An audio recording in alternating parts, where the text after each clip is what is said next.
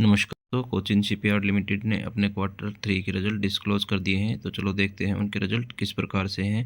सभी वैल्यू लाख्स में दी हुई हैं, हम इनको करोड़ में कन्वर्ट करके आपको बताते हैं। उससे पहले मैं आपको बता देता हूं कि कंपनी ने ₹3.5 का डिविडेंड डिक्लेयर किया है, जिसकी एक्स डेट होने वाली है 3 फरवरी उसकी एक्स डेट होने वाली है।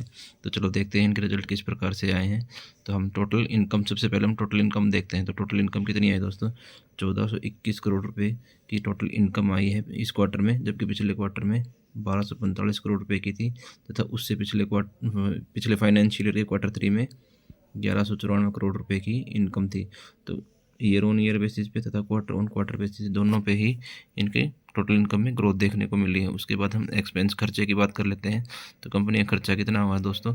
कंपनी का खर्चा इस बार क्वार्टर में 1224 करोड़ रुपए का है, जबकि पिछले क्वार्टर में 1095 करोड़ का था, तथा पिछले फाइनेंशियल के क्वार्टर 3 में 952 करोड़ रुपए का एक्सपेंस था, टोटल एक्सपेंस।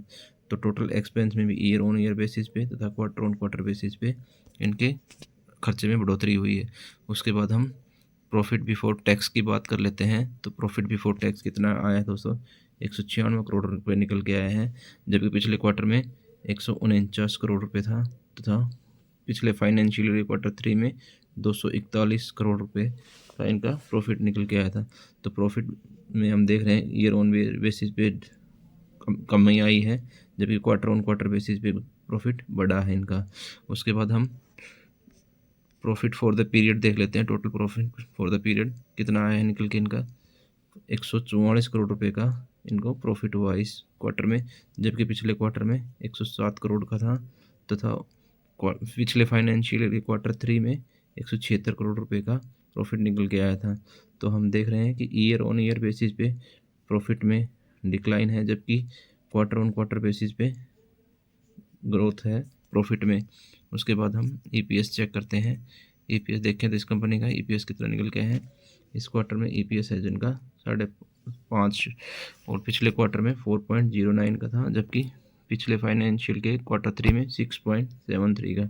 तो हम स्पष्ट देख पा रहे हैं कि यहाँ से ईयर ऑन ईयर बेसिस पे ईपीएस में भी कमी है, जबकि क्वार्टर ऑन क्वार्टर बेसिस पे ईपीएस बढ़ा है।